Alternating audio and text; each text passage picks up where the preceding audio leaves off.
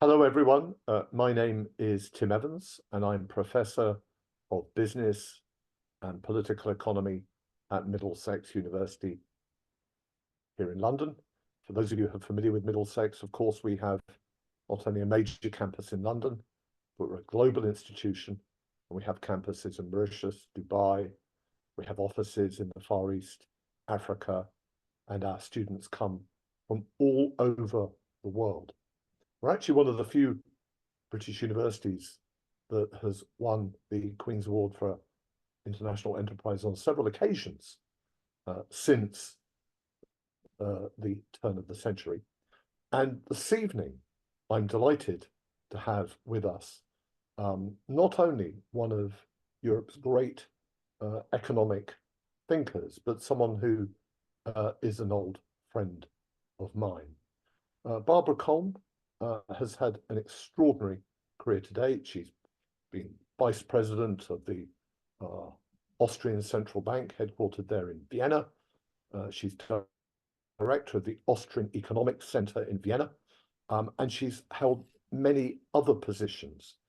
Barbara is famed for doing a tour, an international tour, every year, something she calls the Free Market Roadshow. And I believe that she's currently in the United Kingdom, and she's spoken earlier to Cambridge University. Barbara, we're delighted to have you with us and to have you at the slightly more august and rarefied institution that is Middlesex University. I think, Barbara, from the conversations you and I have had over the years, we're acutely aware that when particularly undergraduates are trained, they're taught about Keynesian economics. They may get to learn of monetarism or the Chicago School, but very rarely do they get to grips with other important schools. In recent years, we've seen the rise of neo-Keynesianism, but of course, one of the most important schools in economics is what we call the Austrian School of Economics, that goes back through Hayek and von Mises and further, and in many ways, historically, can trace its roots back to, some believe, the Salamanca School several hundred years ago in Spain. You're going to be talking to us this evening about a really important subject. This is relevant not just to our students and to colleagues and staff, but to so many people intergenerationally in the broader community. You're going to be talking about why young people are often struggling in the modern economy and what to do about it. So Barbara, without further ado, we're delighted to have you with us. Over to you. Thank you very much, Professor Evans. Dear Tim, thanks. It's a pleasure and privilege to be with you today. And I can't say, it's what this year, the 80th anniversary of Hayek's Road to Serfdom, his 50th anniversary of his recipient of the Nobel Prize in Economics. What better year could you pick, Tim, to invite me to lecture here and to discuss with you, dear students, why there are so many difficulties for the next generation in modern economics. And I would simply go with you through my couple of slides and invite you to always to also post questions right afterwards, and let me know your questions. If you may also interrupt me. So what I would like to do is briefly introduce you to the Austrian School of Economics, discuss the realities we face, try to why responsibility matters, and why we constantly need to defend our individual and economic freedoms. And then, of course, why it is important to act and think as Austrians. And I will just tell you right away, what is Austrian economics? It's about self-responsibility, it's about achievement principle, and it's about competition. And if you have embraced those values, then you are right ahead and you will not have any economic problems. So, and of course, I also, oops, how can I get to my next slide? No, okay. So of course, I have a lot of data for you as well, which we have time, I would simply go through that. But I would would like to invite you to look at the challenges that we face, and especially the next generation. And I give you an example. I not only started with Hayek, so this is the famous Road to Serfdom that Hayek published 80 years ago, and that made him well known internationally. From one day he was from the humble economist teaching at the London School of Economics, and during the war years he was in Cambridge. Actually, he was a friend of Keynes, Lord Keynes. Those two were in good partners, and discussions went on together. But of course, philosophically, they had a huge difference, and I will go to this difference in a bit. But what do we see these days? Wealth losses, tremendous losses for the individuals, the rise of a so-called new socialism, debt crisis, the weakening of the euro and the British pound, and those currencies that are under siege, I would say.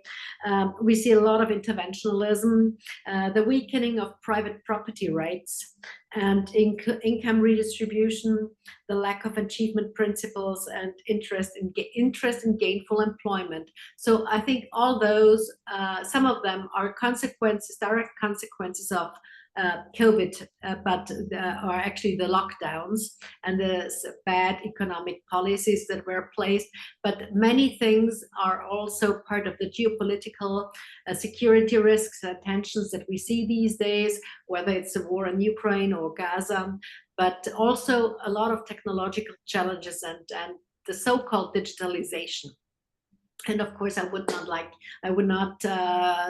not go without saying that we do have some environmental issues. So where does Europe fit in, and why is it so important that we compete?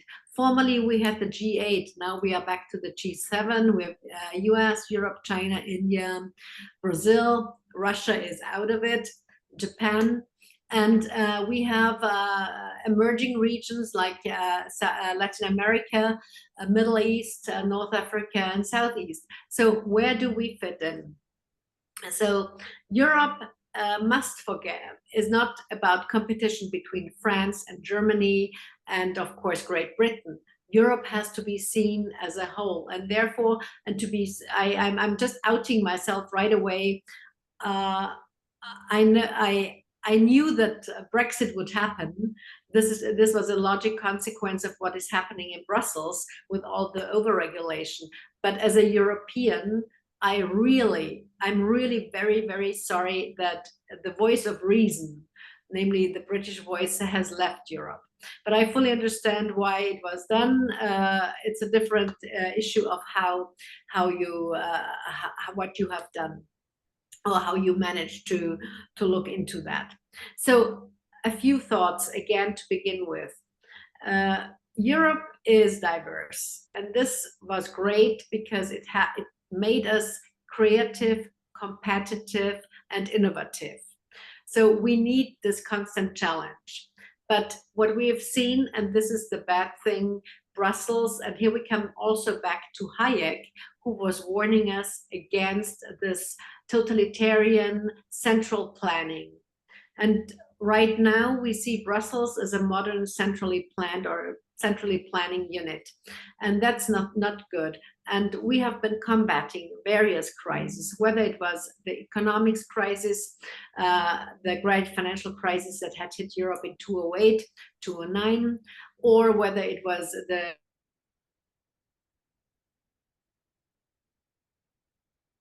and one-size-fits-all solutions. And so whether it was the asset purchasing programs or the pandemic emergency purchasing programs, all those led to more debt. They led to more independence, to less independence of the nation state.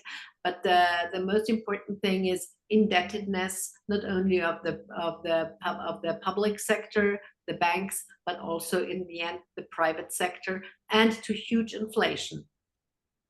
So what is Austrian economics, and why can we give, or why can Austrian economics give you hope? And this doesn't have anything to do with me being an Austrian citizen.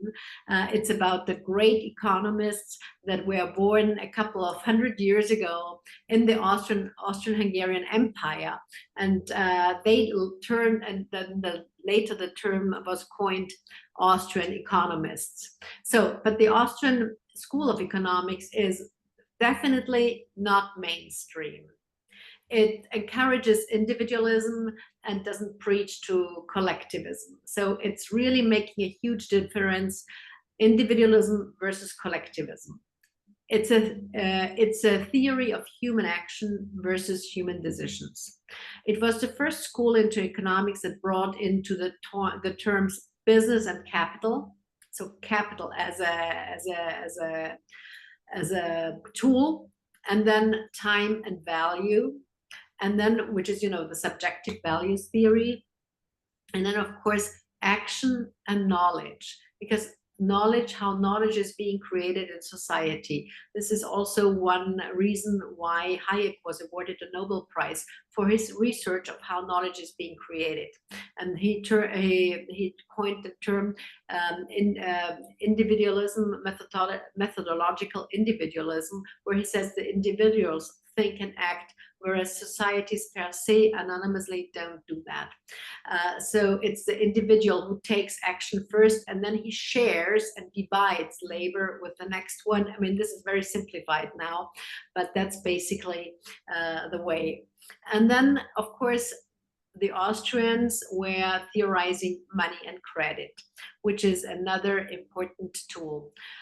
Another thing, what drives success in the Austrian view is individual choice that I already mentioned, entrepreneurship, free and competitive markets, private property, and the price system.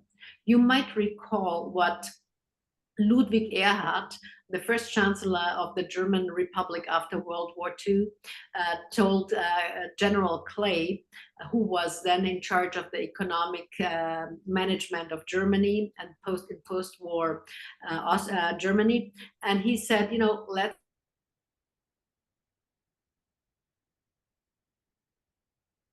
work, the markets are not free, and you will always have a black market. You will also have a shadow economy. You will still exchange and barter with cigarettes. So this will not get you anywhere. So he said price system has to be free, and the markets have to be free. And he was right. The economic German miracle started with actually releasing or unleashing the forces of the market. And one thing that is truly important, we see that more and more, especially these days, is private property. The protection of private property is kind of a definition for capitalism, or turn it the other way around. Capitalism is nothing else but the protection of private property. And this was also coined by the Austrians, who understood very well 200 years ago that actually, if you look after your things better than anonymously the masses or somebody else will do. So these are other principles that are connected to the Austrian school and to economic freedom. And when I talk about Austrian school, it's also about economic freedom, because if you look into countries and indices that are more free than others, then there is also some pro-market, pro-libertarian idea of thought behind. So I think the most important principle, and we can all agree to that, is the rule of law. It's the rule of law, and not what we see these days, the law of rules, when it comes to regulation and to red tape. Private property, I already mentioned. Price controls, already mentioned. Free trade, already mentioned. But limit government spending. This is something that, if a country is leading in the ranks, then you can be sure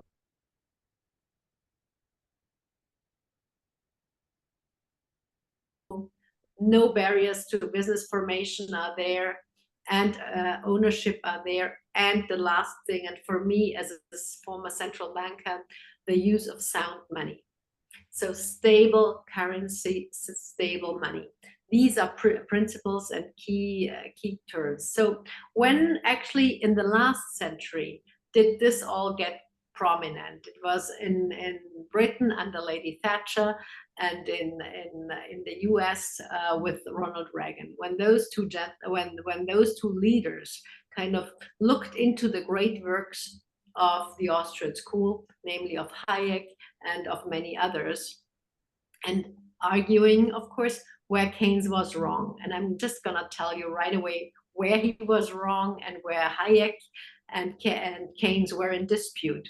It was about the so-called war economy, when everything was planned centrally by government, and also when Keynes told government, you know, you should invest and in infrastructure and into the war economy. But Keynes also said something: once the crisis is over, no government investment anymore, no interventions at all, and paying this back. This was totally forgotten by the followers of Keynes. And right now, and we have many countries where this is still very prominent, government interventions and also government spending in times of crisis, and then it continues and continues, and it's getting higher and higher. And there Hayek said, no, let's limit that. We have to stop that. So I'm just quickly going through some issues now. I mean, we've covered that. I did not cover migration, but this is also something that is very dear to the Austrian school and a hot topic, because, you know, the Austrians are, and the people who believe in free markets are also believing in open borders and also in exchange, free trade. However, and this is also important, stick to the rules of the respective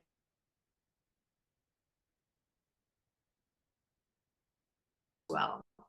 So what are today's issues in our developed countries? And this is why I said, you know, we or you as a next generation must not be afraid if you look at those things.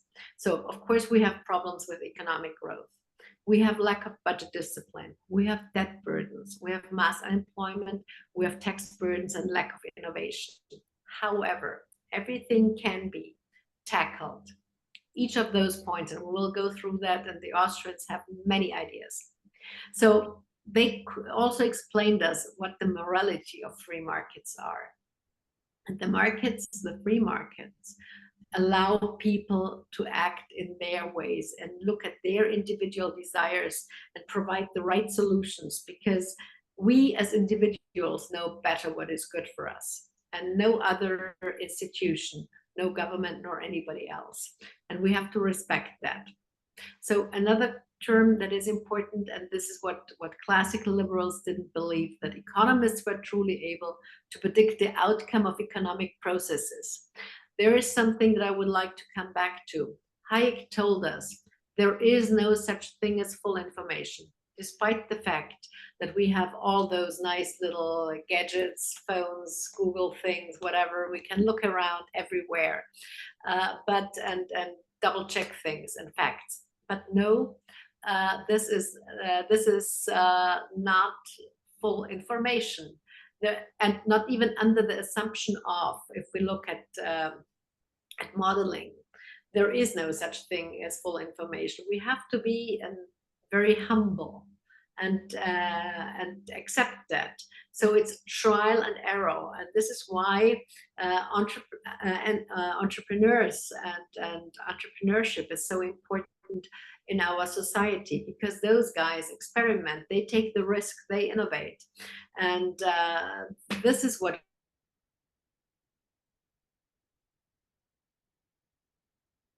indirectly mentioned in the debate with Hayek and Keynes, government versus business. So government always tries to, or governments try to tax it. And here I picked a quote by Reagan: if it moves, tax it; if it keeps moving, regulate it; and if it stops moving, subsidize it. So those are the things that we should not follow, and what free markets are definitely better at. I will skip that small government and big government. This is a famous talk by the fat man and the thin man by the Israeli prime minister, but he was giving this talk, I think, for many organizations, and I'm sure that Professor Evans has heard this talk at one or the other occasion as well. But this is what Ludwig von Mises, one of the Austrian economists, told us. And I would just ask you to look into that. To most observers, the thought of returning to classical liberalism policies appears so absurd that they rather bother not to give it a thought. And this is what Mises in 1929, so almost 100 years ago, thought. And he was very critical about post-World War I economy. And he also back then, and I will go into detail right away, looked into the business cycles, looked into the shocks that had happened, into the collapses of the stock exchange and why this had happened.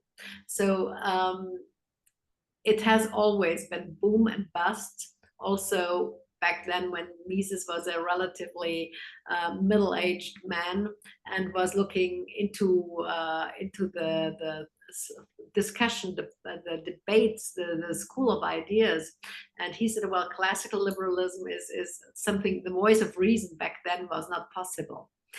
So let's look into how could we increase prosperity? Well, first of all, I would like to mention David Ricardo and his principles of political economy and taxation. And not only he, but also Frédéric Bastiat, another a French philosopher, but also a legal scholar, they explained why trade and free trade especially is important. And when the famous term, when goods cross borders, weapons won't, is from Frédéric Bastiat.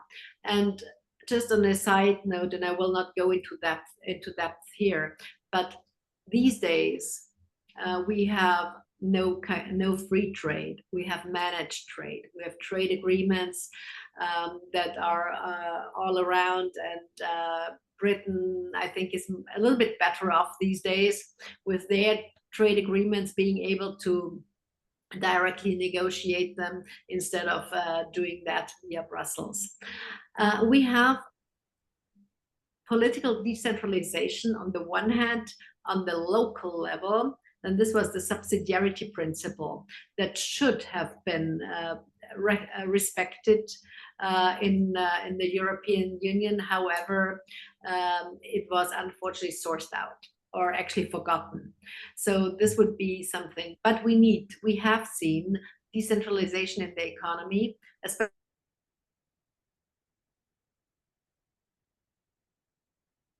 for writing the denationalization of currencies in the 1970s.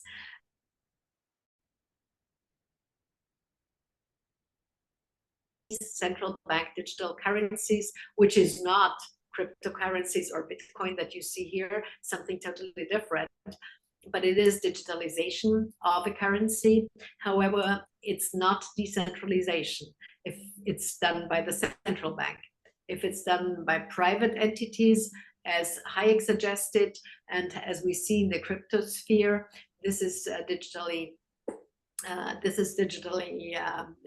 private and solid. So what do we see these days? The rise of new socialism, the middle way to serfdom, interventionism, attenuation of private property rights, income redistribution, and the rise of the welfare state. And I would simply tell you, the next slide is important. The pension bomb.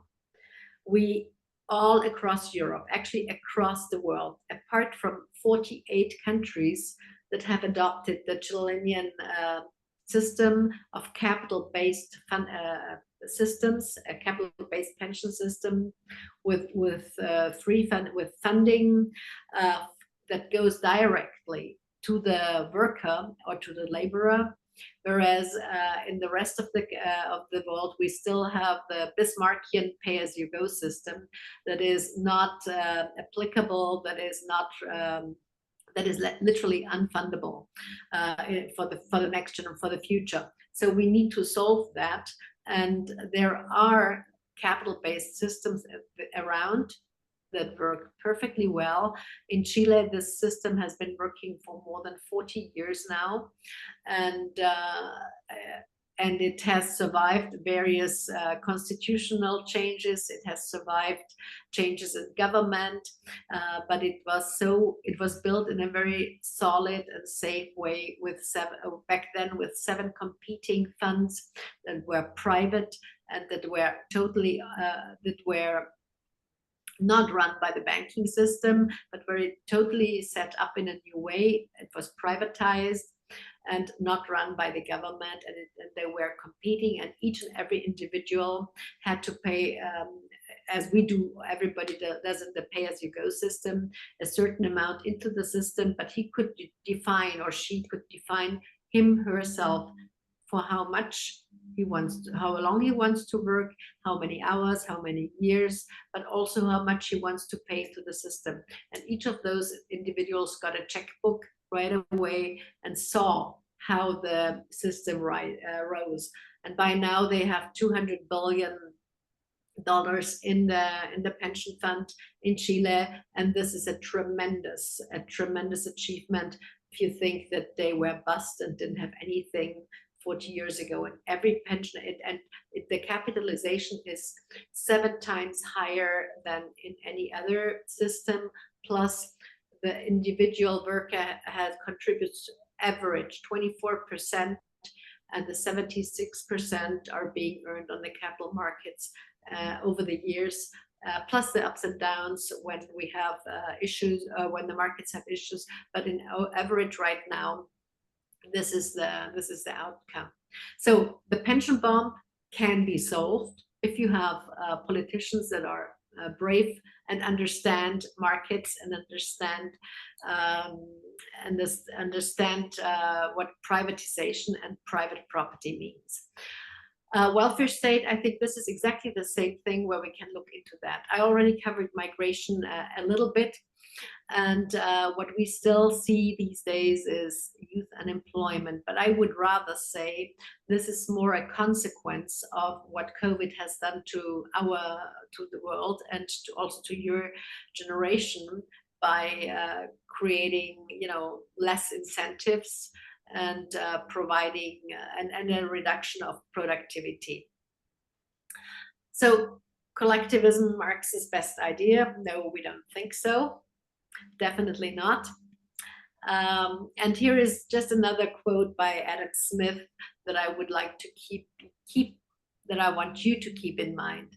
What is prudence in the conduct of every family, scarcely be folly in that of a great kingdom, which means, don't overspend, in other words. So now let's finally go to the Austrians and the representatives of the Austrian school. So Karl Menger was the founder. And I will give you some details about him. He was the teacher of Crown Prince Rudolf. He was also an entrepreneur. He was a publisher himself.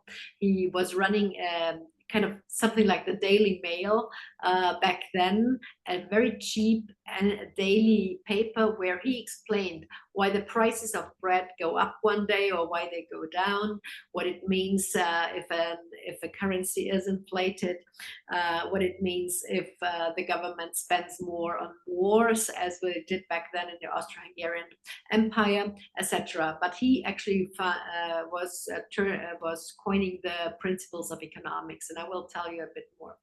Another gentleman is Eugen von Böhm-Barwerk. He was a minister of finance. Friedrich von Mises, also a very prominent figure. Ludwig von Mises, the one who was actually arguing already in the early 20s that socialism Pèlerin, a mathematician, and the term who coined the term creative destruction. I'm sure you have come across that when it comes to innovation. Leo Schoenfeld-Illy, another mathematician. And then comes Friedrich August von Hayek, actually the most I would say one of the most prominent figures in Austrian economics.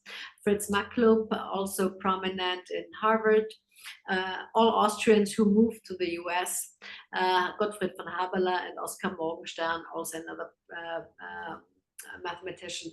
So apart from Menger, Böhm-Bawerk and Wieser, all the others have left Austria, not because of their beliefs, or some Mises because of his belief, because he was from Jewish descent, but all the others because there was huge brain drain in Austria in the late 1920s, and there was just no academic environment left. You know, this multi-million big state, the Austrian-Hungarian Empire, with those many languages, with those many cultural influences, Vienna being the melting pot thereof, was such widely known, with musicians, with architects, with philosophers, with psychologists, with medical doctors that were all kind of the elite back then. And then all of a sudden this fell apart and nobody was there. So there was a huge brain drain. And most of them went to the US, some of them briefly to Great Britain, but in the end it was to the US. Most prominent Nobel laureates like Jim Buchanan, Gary Becker, but there is also the newer generation of Austrian economists coming in from public, coming in via Chicago School, to public choice theory, behavioral economics, and then behavioral finance. Those are all influenced by the Austrian school and are prominent figures in the movement. In Europe, continental Europe, it's from Einaudi and Leoni in Italy that were prominent figures working. You know, they were also the fathers of kind of the European Union back then with Schuman de Gasperi, but Einaudi and Leoni were working on those principles. Colombato is one of our generation. In Germany, Rueff, Vatrin, Zoller, a couple of others. And in Great Britain, there is a whole bunch of very prominent older ones, because if I start with the younger ones, and Tim, you know exactly, then I think the two of us would exchange our Rolodexes and would not end here. So Lord Robbins is probably the most prominent, but there is a new generation here now at all the great universities that you have some as well. So Karl Menger, let's go a little bit into depth. He wrote the principles. We call it the manifesto of the Austrian school, but there he laid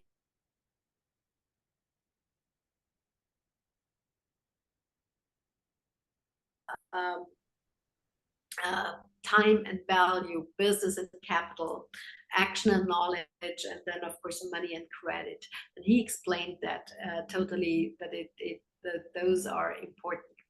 He already mentioned he was the tutor of Crown Prince Rudolf, but he also was looking into monetary policy very in depth. He was one of the I would say one of the most soundest. He understood economics and monetary policy most soundly. He was very much researching on that. He published extensively on monetary policy.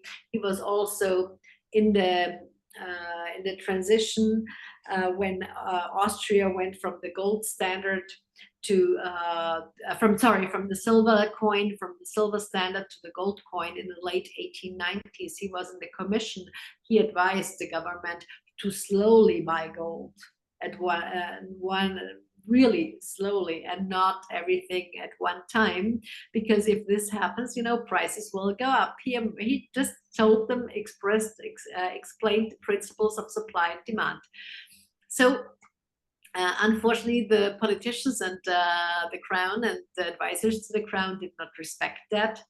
And those 300 tons that were supposed to cover the Austrian gold standard, or the gold coins were not could not be bought, and the rest, I think, is history. But he was advising them to take care of that. Eugen von Böhm-Bawerk, his major work was on capital and interest. So you see, those guys were working already back then into our theories that are currently being discussed. I mean, time preference theory is up to date. And if you look into what happened with interest rates, you may remember that from the early 2000s, interest rates went down until they hit zero in 2008, and from then on they were negative. And what is interest? The price for capital, for money. And if you treat that in the wrong way, you end up exactly where we were, with huge inflation, with huge debt levels, with government bonds that are worth next to nothing.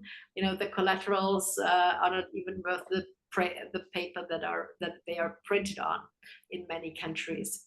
I just remind you of Greece in 2012, 2010, 2011, 2012, when it was on the brink of going bust and had to be bailed out. By now, a conservative government has done a great job in Greece, has done structural reforms, all in the way that we were already talking about.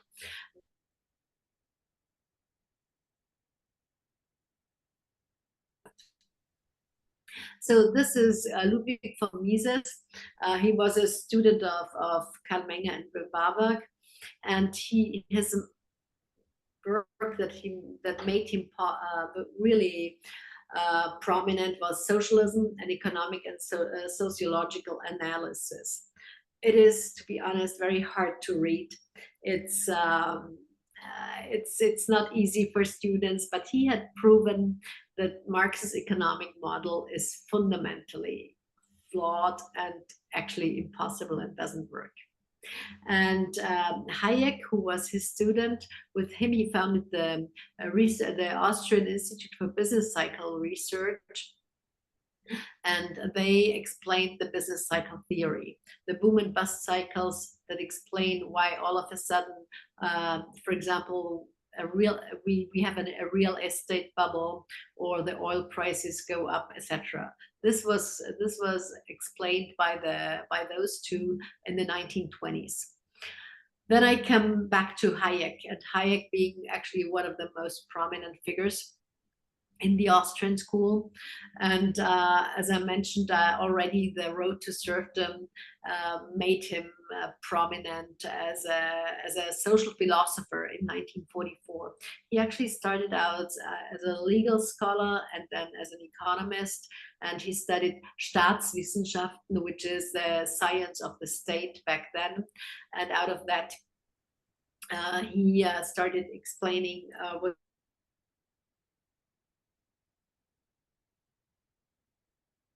limited, because we want the private sector and the markets to explain and coordinate things.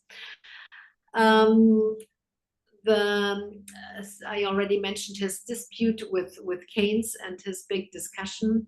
And by the way, if you are not familiar with that, you should look into Hayek versus Keynes. There is a nice YouTube video that I can recommend you that explains the boom and bust cycles. And I'm sure I can send you the link if you don't find it, but it's a fun video and explains in a very simple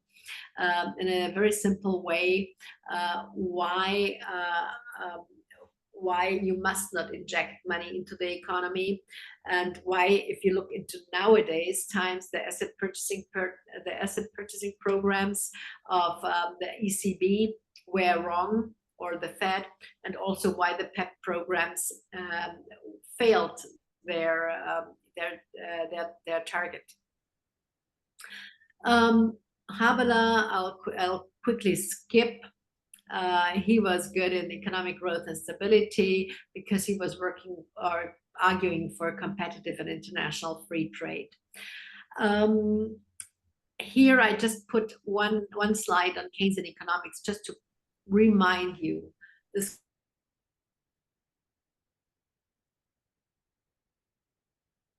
that flourish run supply side economics, not demand side.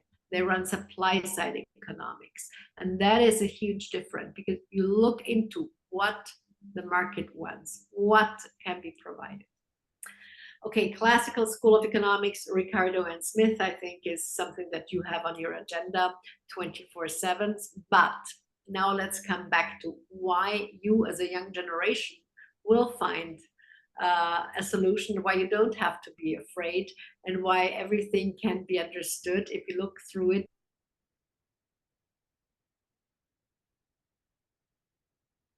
that are spontaneous. That is, or actually our society is a spontaneous process. It's dynamic. We must not forget that. It's highly complex. And then, of course, it's composed of human actions, interactions. And here I give you the example, and let's look into Hayek's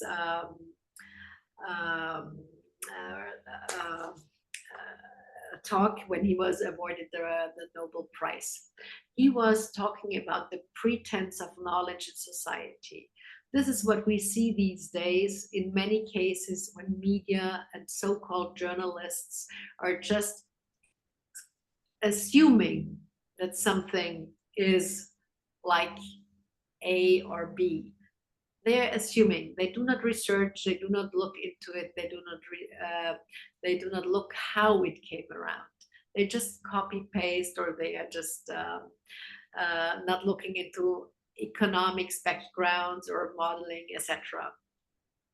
And so he said, you must not be arrogant, but you have to be humble and not pretend to know.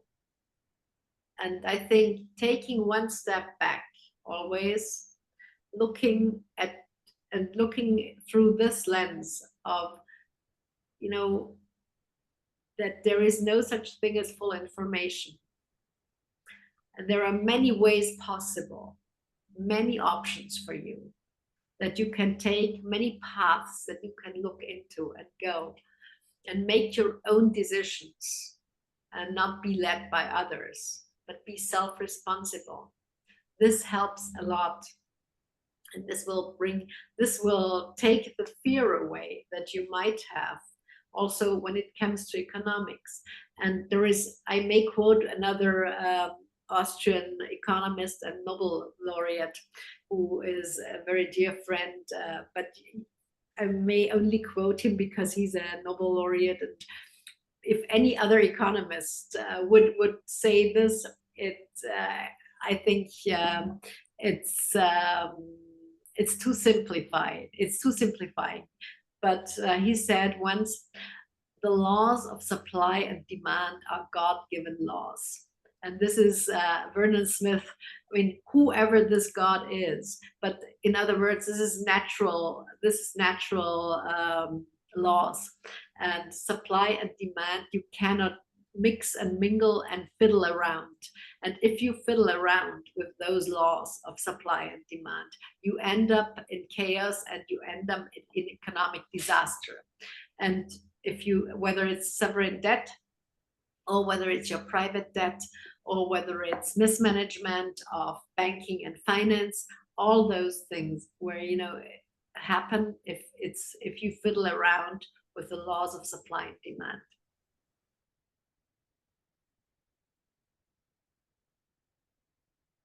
Of entrepreneurship that continually creates, discovers, and transmits knowledge. This is what the Austrian school is about. This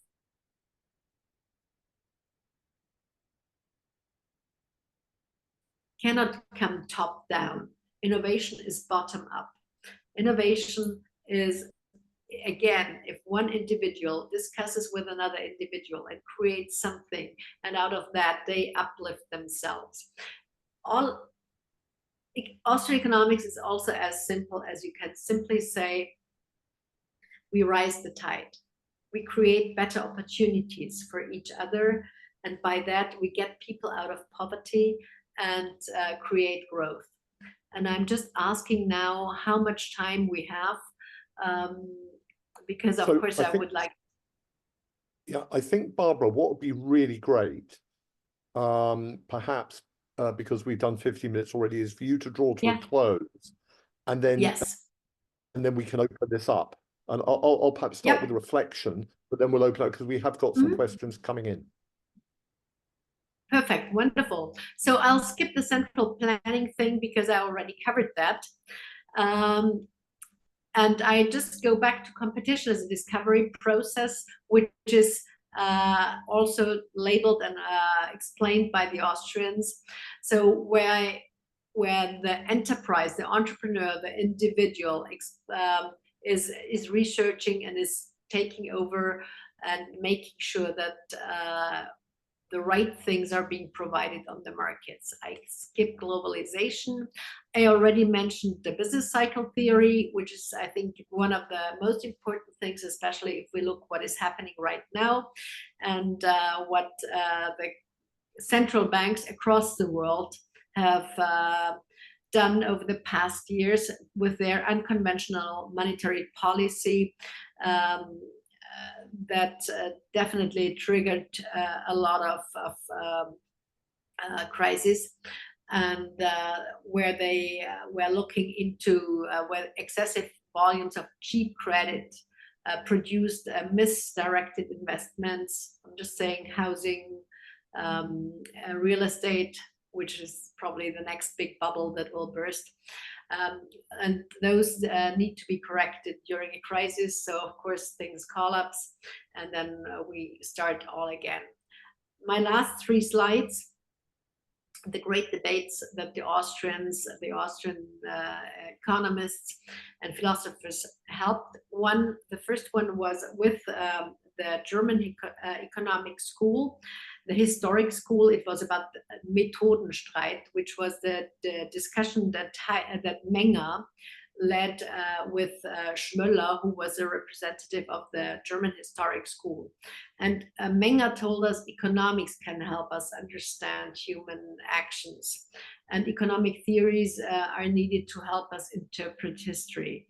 Whereas the German historic school said, no, only history and science, or history as a science helps us to study human action, and that economic theories are formed through the study of history, which is, from the perspective of the Austrian school, total nonsense. But this was a big debate in the 1870s, 1880s until probably beginning of 90s.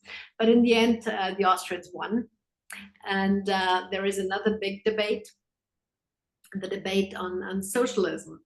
So kind of I'm asking you who is who. One says income distribution is an economic issue, whereas the others say income distribution is a political issue. And I think you immediately understand that on the left side, also income distribution as an economic issue is the Austrian school, is Hayek, whereas on the other side you have Keynes, who actually said, centrally run governments can distribute resources effectively.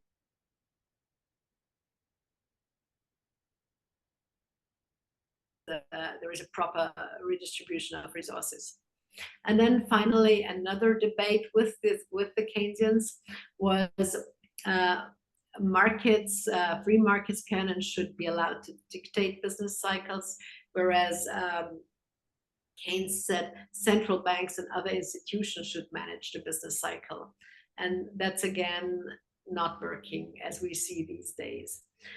And then supply and demand are determined by individual economic action, whereas supply and demand is determined by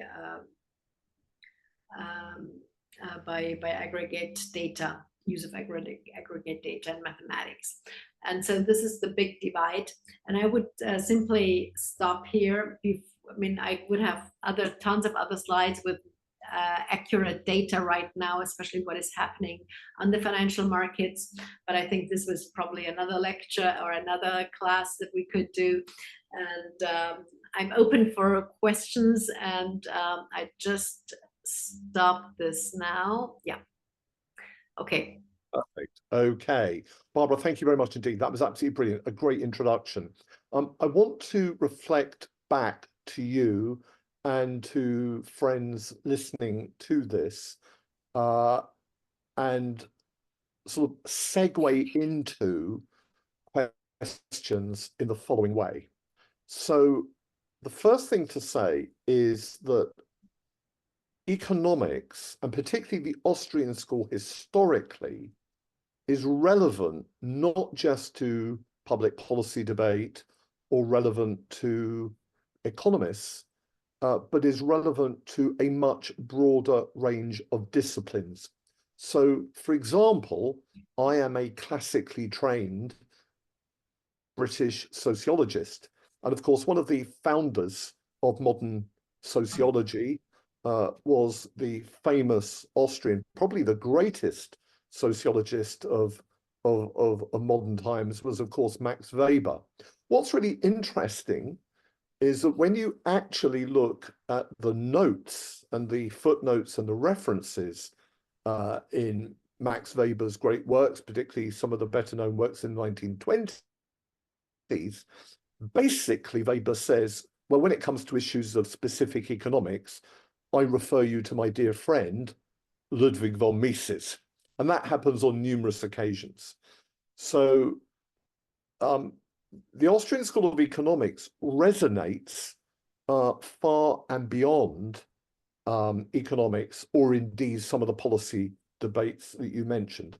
So in a nutshell, Austrian school economists and Austrian school thinkers see property rights, I think, in two ways. They look at property in the person. We have the right to self-ownership, and they look at property of the person, things that they acquire through their labor. It could be motor cars or homes or televisions or whatever.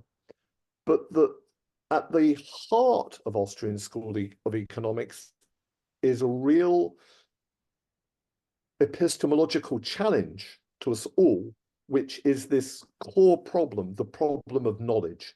How do you think you know something, and how do you really know it?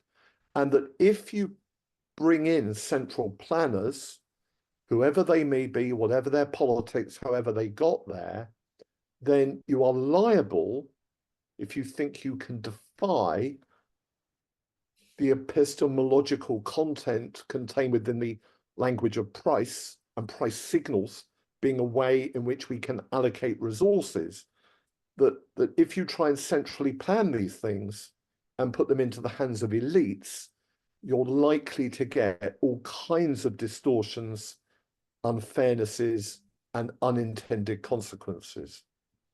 And what goes on from that is a critique of so-called modern capitalism, which very radically challenges the institutions and the power structures in ways that lots of students and colleagues in other disciplines like sociology and economics would be surprised by.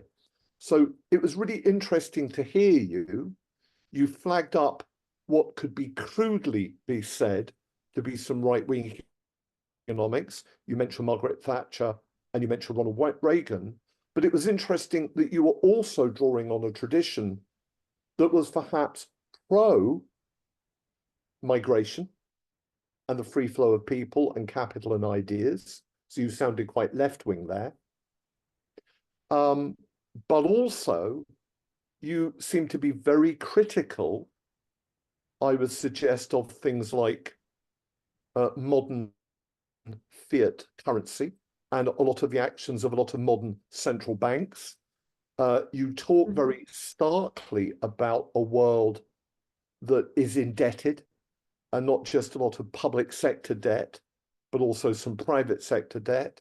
And you're very critical of things like the modern welfare state, not because you don't want people to have good health and welfare, but you think the state is very bad at organizing these things.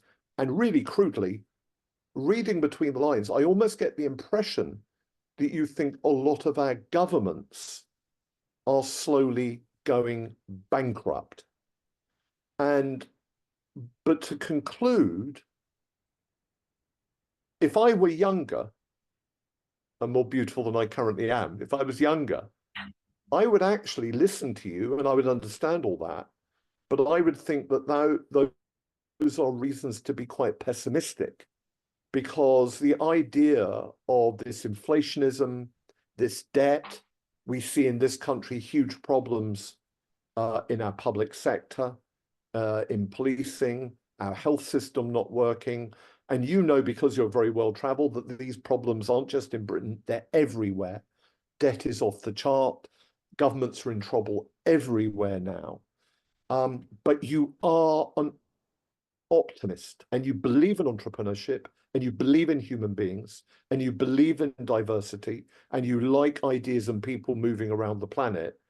So how is it, this is my question to you, Barbara, how is it as an Austrian school economist, given all the challenges, you retain an optimism that defies the traditional politics of left and right?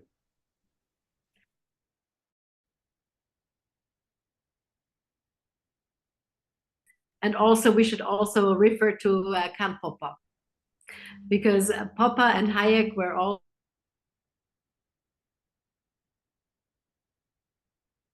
and like many of the others in this respect. But I'm a big fan of Max Weber, and thank you for bringing him in.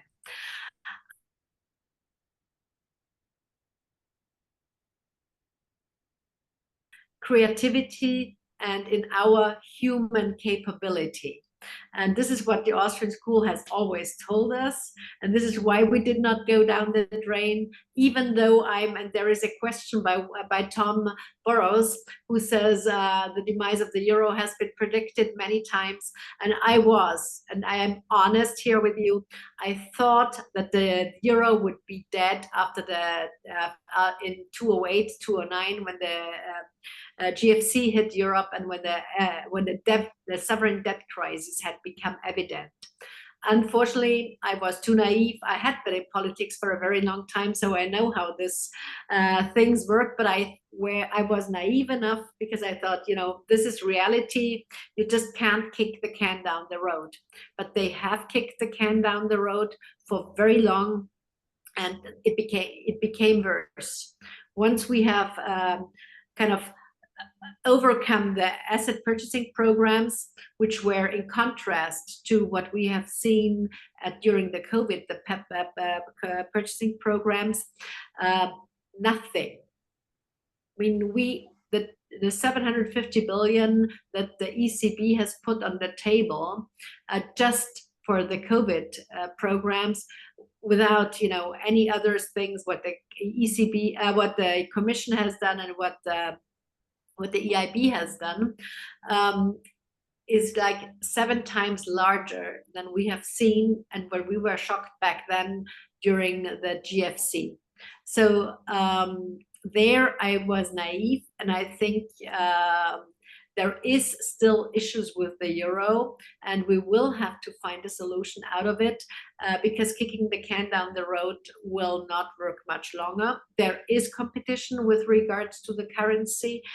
And I personally don't think that the CBDCs are a way out.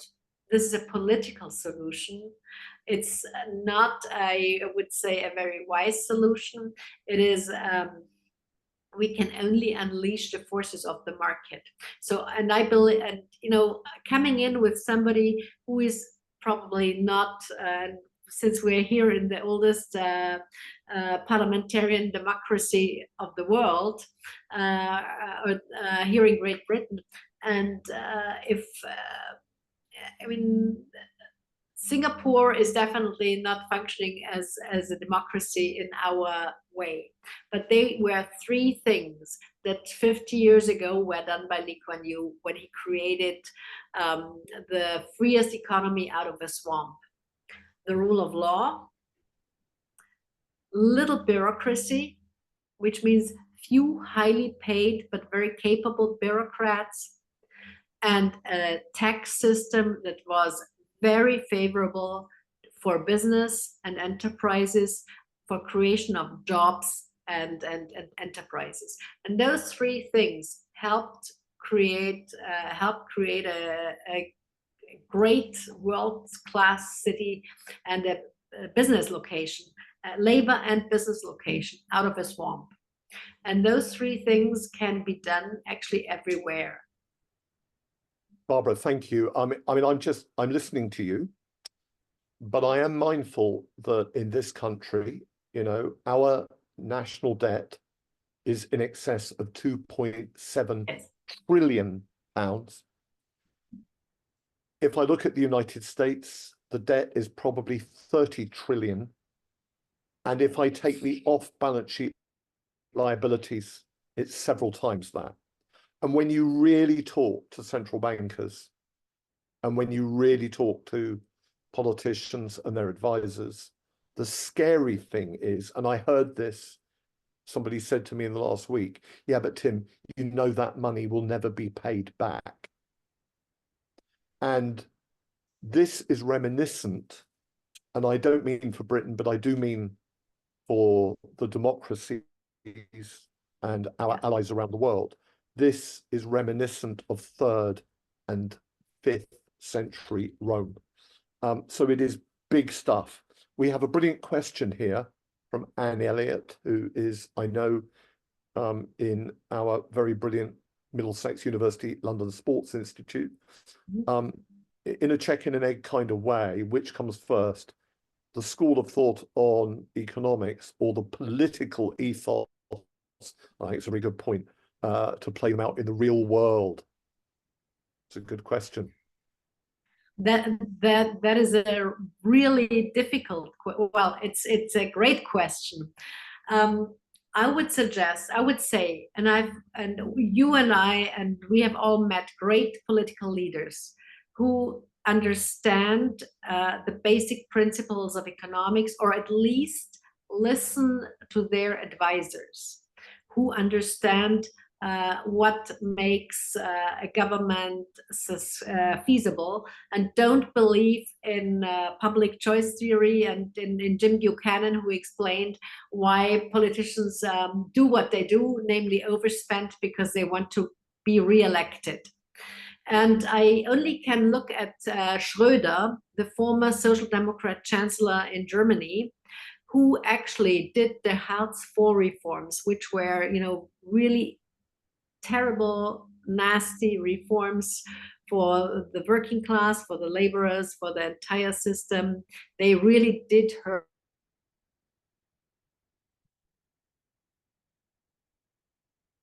And the entire system will go bankrupt. And he knew that when doing so, he will not be re-elected, despite the fact he was one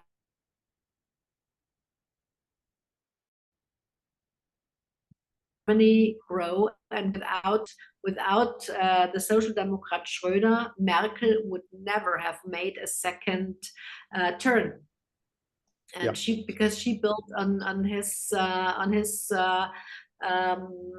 reason. I agree. Schröder was a courageous man at that time, and he took some tough decisions. Of course, when I was serving as chief advisor to a prime minister in Central Europe in the 90s, up in Estonia, we had Mart Laar. And Mart Laar, as he was reforming his economy, I have to say very successfully, he was asked by a journalist on one occasion, Prime Minister, why are you pushing through these measures? You won't be re-elected. And he said, quite right, I probably won't be re-elected, but I am here to do the right thing. And you know what? He was re-elected. So there we are. Now, a brilliant question here also from Tom Burrows, who's a great friend of Middlesex University and a journalist, and also someone who works in the wealth management space as well. are you surprised by how other schools of thought, other schools of economics appear to still dominate in academia and the central banks? Well, in short, I'm not surprised, but if we look at modern monetary theory, it's neither modern nor monetary nor theory. As a matter of fact, Menger in 1907 and 1910 debated Karl Fichte on exactly the same issues that we are debating right now. So yes, even, and also our Austrian Central Bank is an expert organization, and many of those turn where the wind comes from. And so they are cooperating and being appointed by politicians, and when the wind comes from this side, of course, you know, they turn this way. I think I was the only pro-market libertarian Austrian economist, you know, outspoken economist in a European Central Bank, but it was just it happened by mistake. Yeah. So there we are. And by the way, Barbara, because you've been a very senior central banker in Europe, first of all, I have to say that we at Middlesex University appreciate your candor and your honesty and your openness. And I think what anyone thinks of what you've said, I think we can all agree that you know, we thank you for that, because far too many particularly central bankers, they use beautiful words and they use fantastic public relations, but I'm afraid too many of us know that it's too much spin and that they're not actually telling us often what they really truly believe. So it's a real privilege to have you and to have your honesty. So thank you for that. Now we have a question here from Shane Frick, Hey, Shane. who is well known in the think tank world. He says, hello, Barbara. Hello, Tim. Austrian economics took a hit in the UK due to the performance. That's interesting. He's associated it with Liz Truss. That's a really interesting thing. However, there is a light on the horizon in all places, Argentina, etc. So, no, I mean, all politicians in reality are influenced by economists. I remember a brilliant interview by our Labour Party former Chancellor Gordon Brown on Radio 4, where he talked about, because he's partly, he's a Scot, about his admiration for Adam Smith. So these things are often, you know, quite transgressive. And I've got friends who were advisors to Tony Blair who were actually influenced by Hayek. So this is not about party politics, but it is a really good question about optimism. Well, thank you, Shane, for putting that. I'm glad to read you. So first thing, I have not met Millet yet. I will meet him in June and in July for events. He might also come to Vienna. He has asked us via the embassy to come to Vienna because he's a believer in Austrian economics. He was trained by Benegas Lynch, who we all know from the Mont Pèlerin Society, a senior Argentinian professor who is a staunch, you know, a member of the Mont Pèlerin Society, who knew Hayek and the others because he's such a senior elderly gentleman. So I think that Millet has a point. I hope that he will make changes, that he will last longer. I am sorry, and I hope, I mean, I was sorry as an outsider to observe that Liz Truss was kind of taken down also by the financial markets and by some interactions, and I'm not naming the central bank there. That was due to that fact, but it was sadly, you know, wrong timing. And you know, you have to the screws were pulled on the one side too fast, and then on the other side, you know, the communications did not work out, unfortunately. I have one big thing. My battery is super flat and I forgot my adapter. So if all of a sudden everything is gone, I have to apologize. But I'm already at the red mark. That's fine. What we're going to do, we're going to take two questions very quickly, Barbara, and then we're going to draw it to a close. So I think the next question, it absolutely gets to the heart of the title of talk about young people, particularly in the United Kingdom. Mm-hmm. What would you do about the housing crisis? Properties, particularly in southern England, are ridiculously expensive. We have lots of controls, but what would you do? And then last question comes from Tom Burrows about Ambrose Pritchard, who's a big writer in the national press here in the Daily Telegraph. Big, he raised in that article big questions around whether, rather like Liz Truss, Mila is using the right tactics. Is he using what Margaret Thatcher would have called and Tony Blair would have called micro politics, working micro incrementally and doing it in a way where you actually build a coalition of supporters over time? So it's housing and almost then the tactics of reform. Well, housing first. Briefly, we have to separate the big multinational corporates that are investing in real estate and that are driving the prices up, especially in capitals or in big centers. And this is, I would say, Manchester capitalism. This doesn't have anything to do with Austrian school, with entrepreneurship, with private markets. This is one thing. So one has to keep those out. And definitely, if you want a functioning housing market for the next generation, we need to have interests up again on the one hand, that people can save, because saving has not been incentivized. You cannot buy a house, you cannot buy an apartment, you cannot buy property if you cannot save first. This is the first reason. So interest rates on the one hand. Second, again, we come to monetary policy. Reduce the amount of money in circulation in order to come back to a solid basis that inflation is not kicking in. So no QE programs anymore. Reduce the debt levels. So just to be clear, your view is that capital is formed over time and that we've got to have a more accurate price for the money. For the way you need interest rates to go up, and that basically the housing market is too regulated and it suffers from corporatist producer capture, particularly by big industrial corporatist players who benefit from lots of regulation.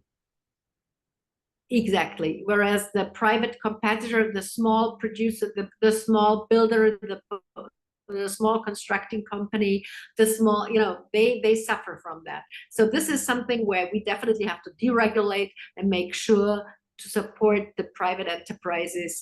And then, of course, there is also privatization again a lot, because we have a lot of, for example, Vienna is a city where the city owns 200,000 apartments. 200,000. The largest apartment owner by an institution. So this needs to be privatized, and then, for example, markets will be flexible again.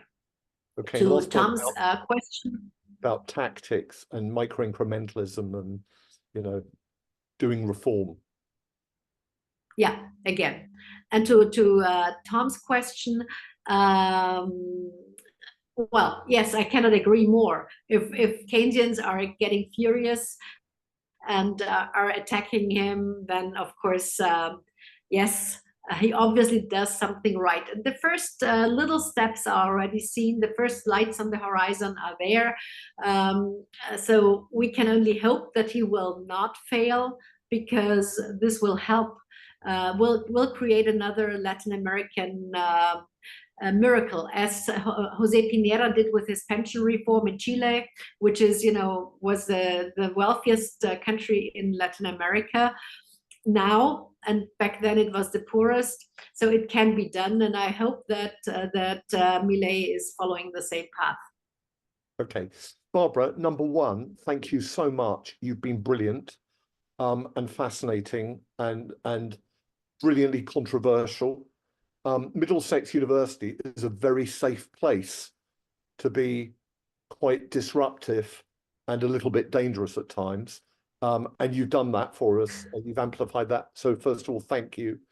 Secondly, I do think it's fascinating that you've transcended left and right, you know, on issues like migration. To repeat, you've been quite left-wing, but when it comes to housing reform, you're pro-privatization. I think what's really interesting about Austrian economics, and actually what a lot of Austrians have more in common with Marxists than they're willing to admit, is that both Austrian thinkers and Marxist thinkers are interested in the nature of power and congealed power in society. Of course, often many Marxists want to use the state to undermine that power, whereas Austrian scholars actually want to use the market to undermine that corporatist element that you were alluding to, for example, in housing. So that's really interesting. And again, you've been a brilliant describer. The last thing I'm going to say is and I'm sure you're seeing this because you travel so much around the world, there's a really interesting debate in Britain that I'm detecting with friends of mine in number 10 Downing Street, in the Tory party, in the Labour Party, in the Lib Dems. There are an awful lot of people who now believe that, for example, on the Monetary Policy Committee of our central bank, we need people with different perspectives, that this traditional Keynesian groupthink, you know, needs to be shaken up a bit, and we need perhaps people like Steve Keen, who's a neo-Keynesian. We need some more Austrian thinkers. Perhaps we need some more Chicago Austrian monetarists as well. We need people who are pro digital currencies and pro the privatization of money, to go back to Hayek's work in 1931. But you know that when you get to the point that there are people in and around the old power elites in the Labour Party, in the central bank and elsewhere, and they're talking about shaking things up, then you know the system must be getting quite stressed.